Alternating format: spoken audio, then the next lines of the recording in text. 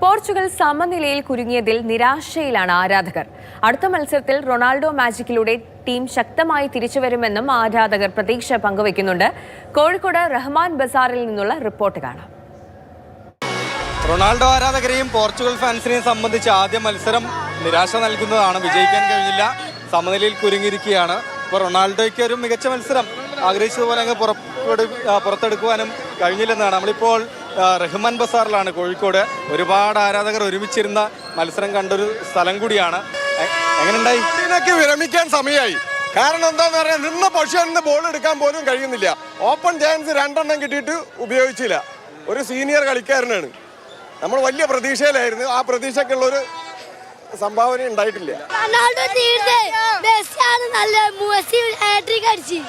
Ronaldo pass ഇട്ടറിയില്ല, post അടിക്കാറിയില്ല റൊണാൾഡോന്. അച്ഛനെ jersey ഒക്കെ ഉണ്ടല്ലോ, എങ്ങനെയുണ്ടായി?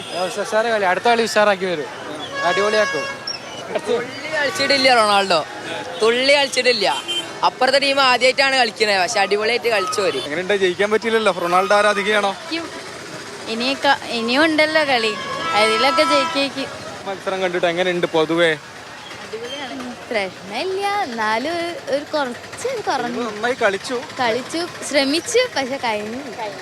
മൊത്തത്തിലെ കളിച്ചാൽ റൊണാൾഡോന്റെ ആ പ്രായത്തിൽ ഓടാൻ കഴിയുന്നില്ല. ഓർക്ക് ബോൾ കൊടുക്കില്ല, പോലെ കളിക്കാനും കഴിയില്ല. മറ്റ് പ്ലേയേഴ്സുകൾക്ക് ബോൾ കൊടുക്കുന്നില്ല. അപ്പോൾ റൊണാൾഡോക്ക് ബോൾ കൊടുത്താൽ കളിക്കാൻ കഴിയായിരുന്നു, പക്ഷെ അവർക്ക് ബോൾ കിട്ടുന്നില്ല.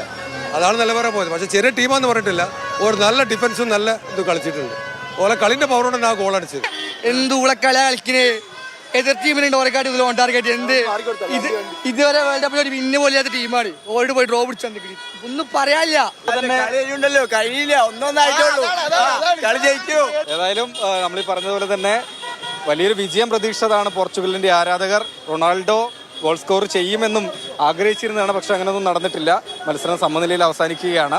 ഇനി 23-നാണ് പോർച്ചുഗലിന്റെ അടുത്ത മത്സരം. ക്യാമറമാൻ വേണുവിനൊപ്പം രാഹുൽ KV, മാതൃഭൂമി ന്യൂസ്, കോഴിക്കോട്.